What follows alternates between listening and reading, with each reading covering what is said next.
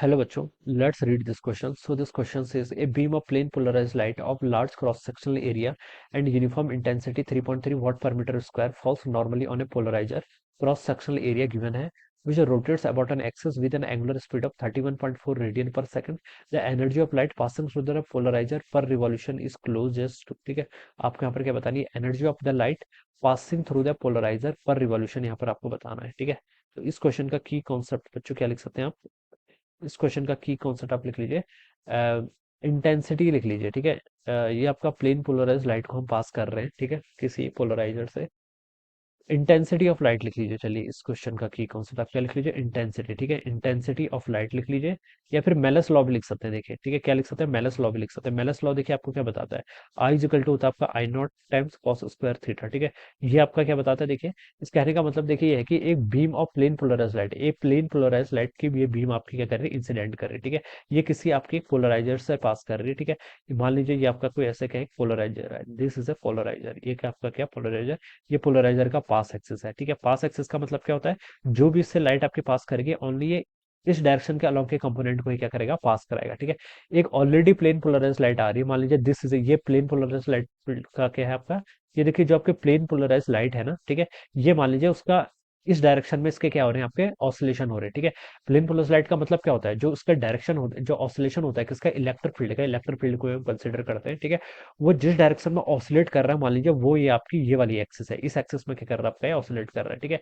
इसको हमने किसी एक पोलराइजर से पास करा, मान लीजिए P1 इज द पोलराइजर, इससे पास किया। ठीक है, और जो ये वाली जो लाइट है, इसका जो आपका क्या है, डायरेक्शन ऑफ जो इसमें जिस डायरेक्शन में इसके क्या कर रहे हैं, एम्पलीट्यूड है। ठीक है, ये direction of oscillation of amplitude है। ठीक है, और पास एक्सिस के बीच का एंगल मान लीजिए आपका थीटा के इक्वल है। तो यहाँ पर से देखिए जो लाइट पास हो रही है, इंसिडेंट हो रही है, इसकी इंटेंसिटी आई नॉट है, और यहाँ पर से जो पास होके आएगी, ठीक है, इससे पास होके उसकी इंटेंसिटी कितनी होगी, आई होगी। तो उनके बीच में रिलेशन ये होता है, I equal to I naught times cos square theta, where theta is the angle between the path axis and the direction of propagation of the electric field. ठीक है, जो उसके इलेक्ट्रिक फील्ड जिस डायरेक्शन में oscillate कर रहे होंगे। ठीक है, तो ये आपका मेलस लॉ से आ जाता है। ठीक है, अब देखिए क्वेश्चन में हमें एक चीज बोल रखा है, विच rotate about an axis with angular speed. ठीक है, ये क्या कर रहा है, आपका रोटेट कर रहा है, जो पोलराइजर है वो रोटेट कर रहा है, एंगुलर स्पीड गिवन कर रखी है, यानी कि हम थीटा को यहाँ से ओमेगा टाइम्स टी के इक्वल लिख सकते हैं। ठीक है, ये रिलेशन आप यहाँ पर से लिख सकते हैं।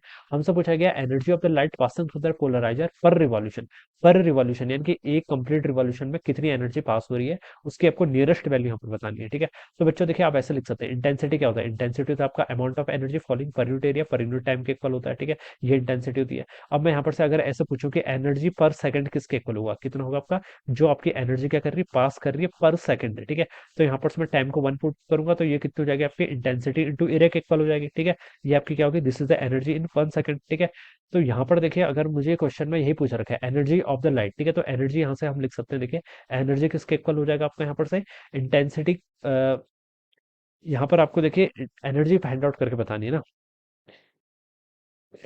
एनर्जी पर सेकंड किसके इक्वल होता है, आपका इंटेंसिटी इंटू एरिया के इक्वल होता है। ठीक है, किसके इक्वल होता है, आपका इंटेंसिटी इंटू एरिया के इक्वल होता है।